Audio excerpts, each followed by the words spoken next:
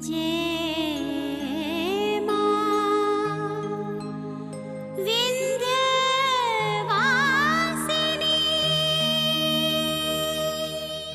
तुम जैसा डरपोक इंसान तो हमने आज तक नहीं देखा। घर क्या, अगर इस शहर में हम तुम्हें कहीं भी मिलने के लिए बुलाते ना, तुम तब भी नहीं आते। पकड़े जाने के डर से किसी बिल में छुपकर बैठे रहते। कंचन, तुम जानती हो मैं सब अच्छी तरह से जानते हैं और ये भी बहुत अच्छी तरह से समझ चुकी हूँ कि तुम अपनी जुबान से दीदी से शादी करने के लिए कभी इनकार नहीं कर सकते। शिव,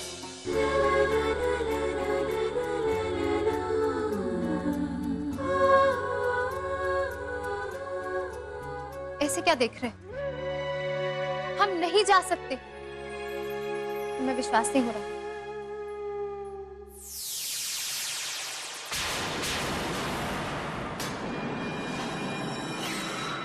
हम गौरी और शिव के साथ एक एल्बम रिकॉर्ड करना चाहते हैं।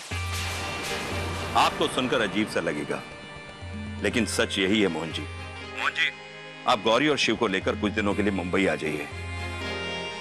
गलतियां होती हैं, हमसे भी हुई हैं, लेकिन अगर ये कार्य संपन्न हो गया तो हम समझेंगे कि हमारे पुराने पाप धुल गए। हम अपनी बच्ची के कैरियर के बीच उसकी शादी को आड़े नहीं आने देंगे। हमारी गौरी मुंबई जरूर जाएगी। हमारे गुरुजी ने दक्षिणा में हमसे केवल एक वायदा लिया था कि हम इस संगीत के ज्ञान को पूरी दुनिया में बांटें।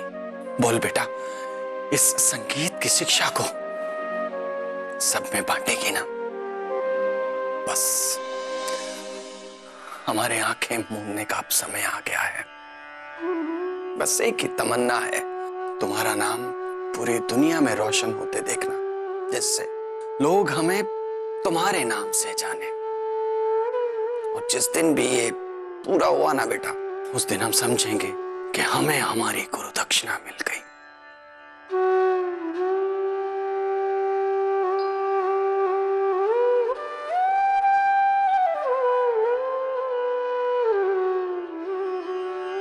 बाबूजी, आपकी इच्छा हमारे लिए हुक्म है।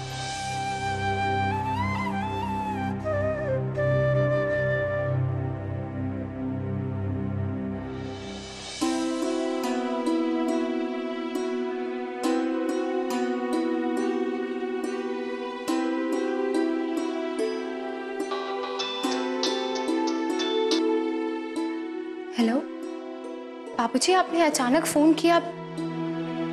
आपकी तबीयत तो ठीक है ना? गौरी, बहुत अच्छी खबर है। बस यूं समझो कि माँ विंध्यावासिनी का चमत्कार हो गया हमारे साथ। हम कुछ समझे नहीं बाबूजी। बेटा, मुंबई से रास बिहारी भट्ट जी का फोन आया था। मिर्जापुर रथ में तुम्हारा गाना सुनने के बाद वो गदगद हो गए हैं और तुम्हें एल्बम में गाने का मौका देना चाहते हैं। हाँ, और बेटा, अब तुम्हारा नाम हर जुबान पे सुनने का मेरा वो सपना सच होकर ही रहेगा। कैसे होगा बाबूजी? तब बात अलग थी और अब परिस्थितियां अलग है। अब हमारी शादी तय हो चुकी है। हमने तुम्हारी शादी इसीलिए तय नहीं करी कि तुम्हारे पैरों में बेड़ियां पड़ जाएं। बेटा, सूरज भान जी से हम बात करेंगे। ऐसा मौका बहुत किस्मत वालों को मिलता है बेटा। बेटा, जो मुकाम हम हासिल ना कर पाए ना, वो तुम्हें पाने से कोई नहीं रोक सकता। बाबूजी, हम आपकी खुशी के लिए कुछ भी करने को तैयार हैं। शिव ने भी हमसे यही कहा था। आप जानते हैं, वो तो रहेजा जी को बनारस से ले आया था हमें मनाने के लिए। बेटा, शिव है ही ऐसा लड़का। और देखो ना, माँ विंध्यावासिनी की कृपा से उसकी मेहनत भी सफल रही। अब तुम्हें मुंबई जाने से कोई नहीं रोक सकता। अच्छा बेटा, मैं फोन रखता हूँ। जी बाबूजी।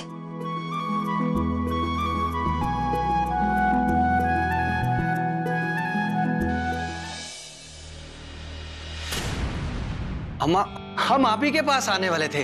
रास बिहारी जी ने गौरी को मुंबई बुलाया है। अपनी एल्बम में गाना गवाना चाहते हैं वो। और तुम ये खबर हमें खुशी खुशी दे रहे हो? अरे बेटी के बाप होने का कुछ तो लिहाज करो। गौरी की शादी पक्की हो चुकी है, तिलक हो गया है उसका, और तुम ही ने विक्रम के नाम की चुनरी उड़ाई है उसे। भूल गए हो क्या? हम कुछ भी नहीं भूले अम्मा। और गौरी मुंबई सिर्फ एल्बम रिकॉर्ड करने जा रही है। उसके लौटते ही हम उसकी शादी करवा देंगे। तुम कैसे इतने लापरवाह हो गए? अपनी परंपरा ही भूल गए? तुम जानते हो ना कि जब लड़की की शादी तय हो जाती है तो वो घर से बाहर कदम नहीं निकालती, और तुम उसे मुंबई भेजने की बात कर रहे हो। गलत है ये। अम्मा, फिर तो अब तक गौरी को नौकरी भी त्याग देनी चाहिए ना। अम्मा, परंपराएं वक्त के साथ बदल जाती हैं। पहले जमाने में लड़कियों को इसलिए बाहर नहीं भेजा जाता था ताकि उन पर किसी की बुरी नजर ना पड़े। और हमारी गौरी, उस पर तो मां विंध्यवासिनी की पूरी कृपा है। देखो मोहना, ये सब बातें करके तुम हमें राजी कर सकते हो, लेकिन गौरी के ससुराल वालों को क्या समझाओगे? हमें नहीं लगता वो इस बात को गलत कहेंगे। आखिर उनकी होने वाली बहू की कामयाबी पर उन्हें भी तो गर्व होगा ना। गर्व बेटे की कमाई से होता है। लोग तो यहाँ बातें बनाने लगेंगे ना कि शादी से पहले लड़की से कमाई करवाना चाहती है। ना ना, बात बिगड़ गई तो लोग हमें ही दोष देंगे कि बिन माँ की बच्ची को दादी ठीक से संभाल नहीं पाई, और तुम मुंबई भेजने की बात कर रहे हो। गलत है ये, समझो बेटा। अरे हम लड़की वाले हैं, और जब तक फेरे ना हो जाए ना, हमें बहुत सोच समझ कर कदम रखना चाहिए। लेकिन अम्मा, इस बात पर कोई भी फैसला लेने से पहले एक बार हम समधियों से विचार विमर्श तो कर ही सकते हैं। देख मोना, हमने तुमसे ज्यादा दुनिया देखी है, और इस मामले में हम तुम्हारी एक भी नहीं सुनेंगे। गौरी मुंबई नहीं जाएगी बस। और अगर फिर भी तुमने अपनी जिद नहीं छोड़ी ना, तो हम अपने भाई के घर गोरखपुर चले जाएंगे, फिर अपने परिवार के साथ अकेले जो चाहे करना।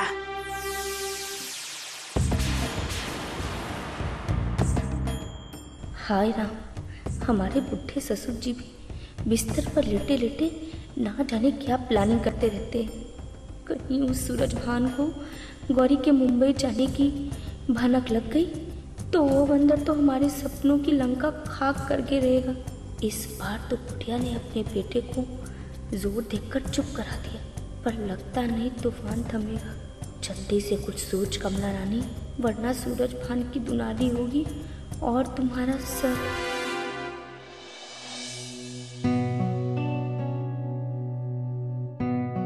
ये लीजिए गर्मा गर्म अदरक वाली चाय। इसकी क्या जरूरत थी संगम? थी दोस्त, फ्रेश दिमाग से तरकीब सोचने के लिए गर्मा गर्म चाय तो बनती है। मुझे क्या सोचना है? यही कि गौरी जी को, यानी मेरी होने वाली भाभी जी को अपने साथ मुंबई ले जाने की तरकीब। संगम, इसके लिए मुझे किसी तरकीब की जरूरत नहीं है। ये पहुंचा दिया है मैंने। गौरी जी के नाम का टिकट? इसका मतलब उन्होंने तुम्हारे साथ मुंबई जाने के लिए हाँ कह दी? हाँ तो नहीं कहा, पर गौरी की नाम है ना, मुझे वो ना वाली बात भी नहीं लगी। और मियां आशिक ने टिकट कटवा ली। कमाल का कॉन्फिडेंस है भाई। भाई साहब, आप मजनू हैं, लेकिन वो अभी तक लैला बनी नहीं है जो आपके साथ भागने पर आमदा हो जाएंगे। और आप इतने यकीन से कैसे कह सकते हैं कि गौरी जी आएंगी? क्योंकि मेरे दिल ने कहा और मुझे मानना पड़ा। और अगर ऐसा ना हुआ तो? संगम मेरी जान, मुझे मेरे प्यार पे पूरा यकीन है।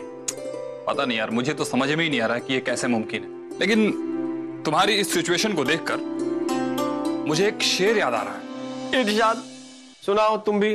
दिले नादान ये हुआ कैसे। वाह वाह वाह वाह। दिले नादान ये हुआ कैसे, दोस्त कहलाते हो तो प्यार हुआ कैसे। मिलने का वादा जुबान ने किया नहीं, वाह संगम, बस नजरों ने मिलकर हाँ कहा जैसे। वाह वाह वाह वाह वाह। चाय खत्म हो गई यार। देखो दोस्त, मैं तो मां विंध्यवासिनी से बस यही मांगूंगा कि तुम्हारा विश्वास जीत जाए और वो आ जाए।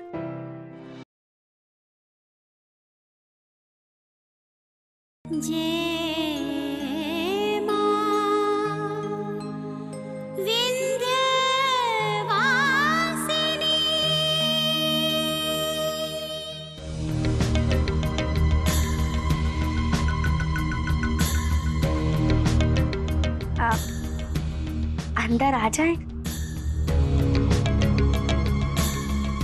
तुम्हारे लिए ना ये दूध लेकर आए हैं। हमने सोचा कि कल से तुम इतनी ज्यादा परेशान हो, ये बादाम वाला दूध पियोगी तो फिर फराटे से ना अपना दिमाग पढ़ाई में ला सकोगी। आप रख दीजिए, हम पी लेंगे। ठीक है।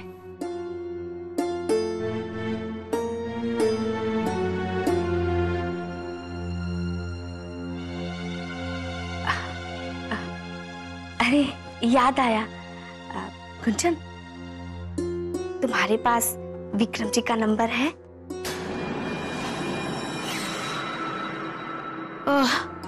नहीं तो, पर आपको अचानक विक्रम जी के नंबर की जरूरत क्यों पड़ गई भाभी?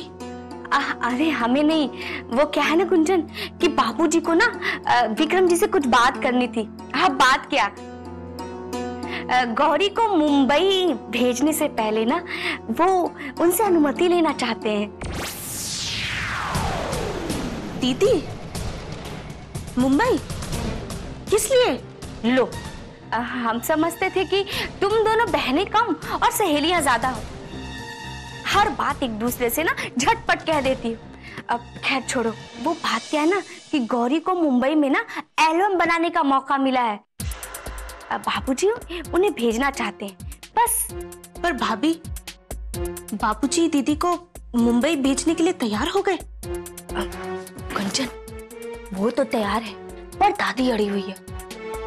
हमें तो लगता है ना कि बाबूजी उन्हें भी मना लेंगे, लेकिन हमें तो एक ही बात का दुख है हमारी प्यारी ननद जी, कि एक तरफ तुम्हारे एक्ट्रेस बनने के सपने को रोका जा रहा है और दूसरी तरफ गौरी को ना सिंगर बनने का बढ़ावा दिया जा रहा है। झूठ कहें तो कहो, भला एक ही घर में दो बेटियों के साथ अलग अलग सलूक करना कहाँ का इंसाफ है?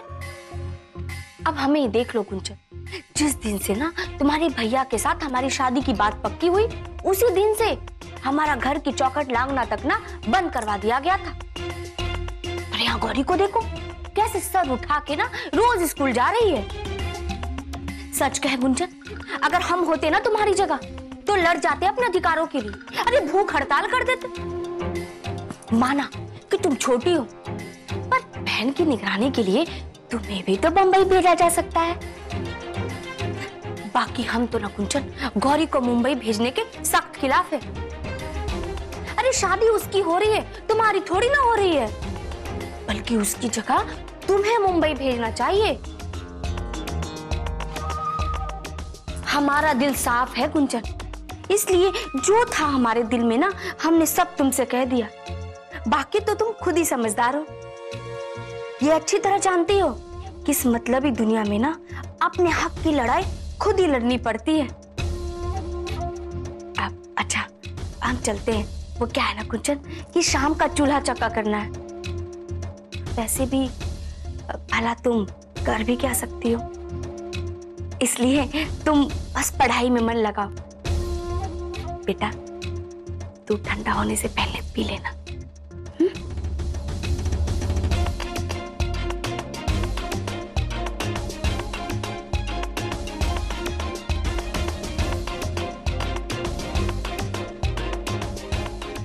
भूसे के ढेर में चिंगारी तो सुलगा दी, अब आग लगने में देर नहीं होगी।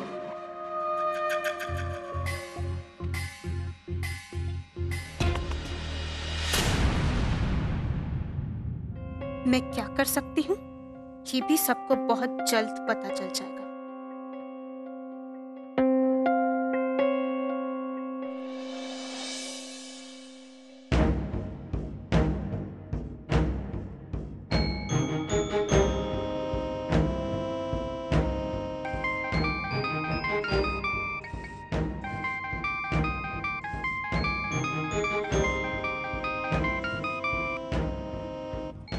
हेलो विक्रम, हमने तुमसे मुंबई जाने की तैयारी पूरी होने पर हमें फोन करने को कहा था, अभी तक किया क्यों नहीं?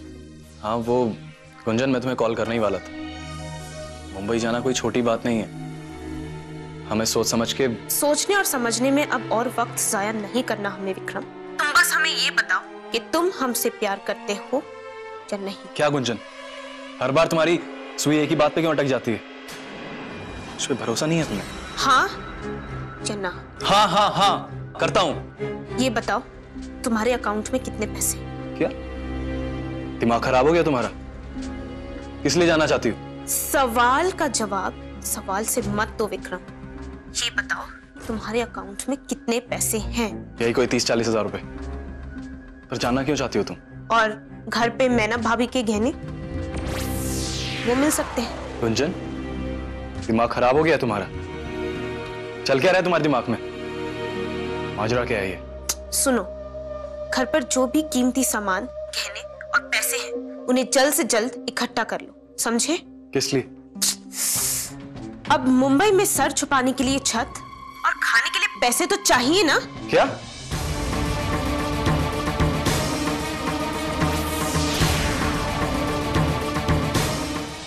देखो गौरी, तुम्हारी शादी पक्की हो जाना और मुंबई जाकर एल्बम बनाने का मौका मिलना, दो अलग अलग बातें हैं। अगर बाबूजी मान गए हैं तो वो दादी को भी जरूर मना लेंगे। और वैसे भी ये तुम दोनों का ही तो सपना है।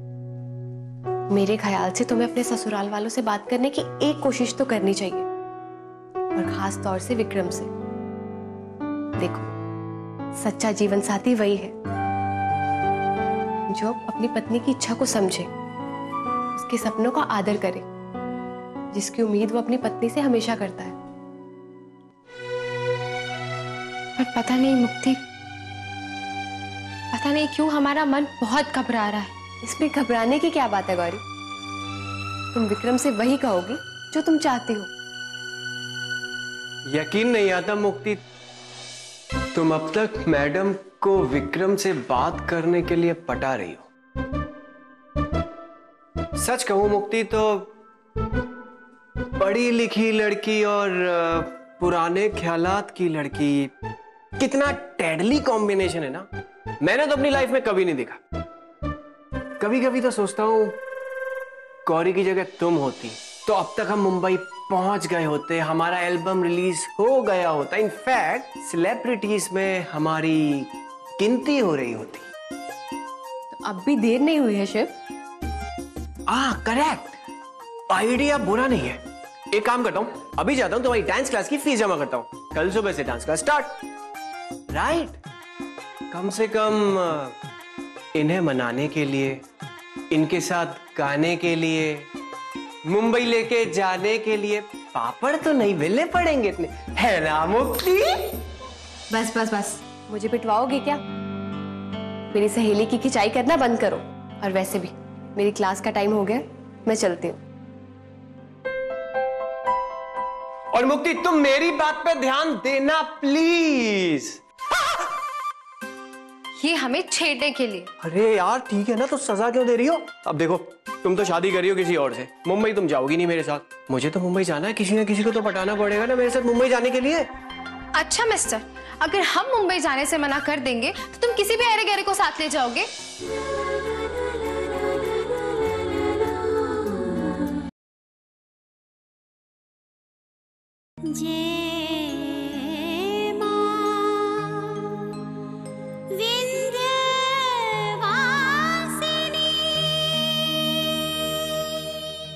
तुम्हारा ये रूप तो पहली बार देखा है। तुम्हें पता है तुम अभी क्या कर रही थी? जैसे पत्नी अपने पति पे धौंस जमाती है जब पति घर लेट आता है, बिल्कुल वैसे। हाँ, कहीं ऐसा तो नहीं कि तुम्हारी फ्रेंड को जरा सी अहमियत दे दी इसलिए वो जे फैक्टर, जेलसी तुम्हारे अंदर? नहीं तो ये तुम्हारी गलतफहमी है। भला हम क्यों जेलस होंगे मुक्ति से? हम तो बस तुम्हें छेड़ रहे थे। तुम बेशक ले जाओ मुक्ति को, हम तो अपने दोनों दोस्त के लिए खुशी रहेंगे। झूठ, क्योंकि अगर तुम सच कह रही होती तो सर झुकाकर नहीं, मेरी आंखों में आंखें डाल के कह रही होती। मुझे सच्चाई पता चल गई है। तुम मेरे साथ इसलिए नहीं जाना चाहती क्योंकि तुम मुझसे डरती हो। शिव, हमारी शादी तय हो चुकी है। बस यही एक कारण है कि हम मुंबई नहीं जा सकते। और तुम भी ना, तुम तो हमारे दोस्त हो ना, भला हम तुमसे क्यों डरेंगे? झूठ।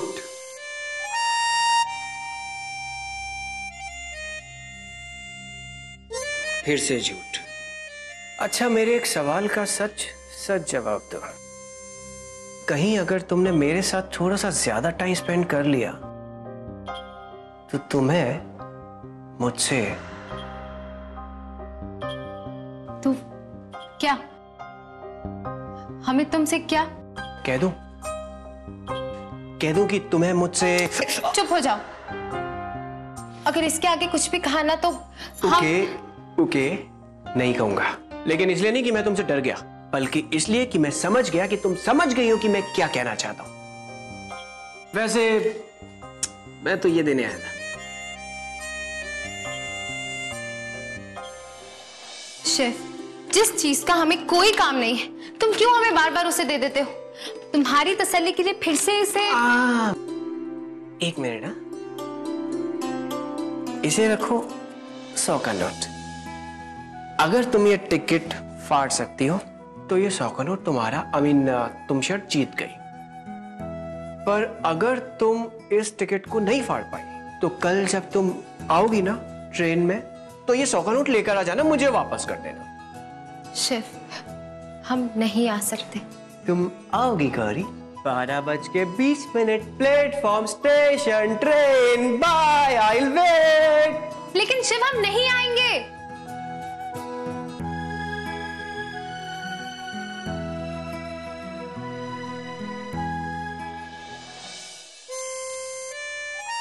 हे वनवासिनी माँ, आप तो सब जानती हैं। हमारा हाथ पकड़कर सही राह दिखाइए।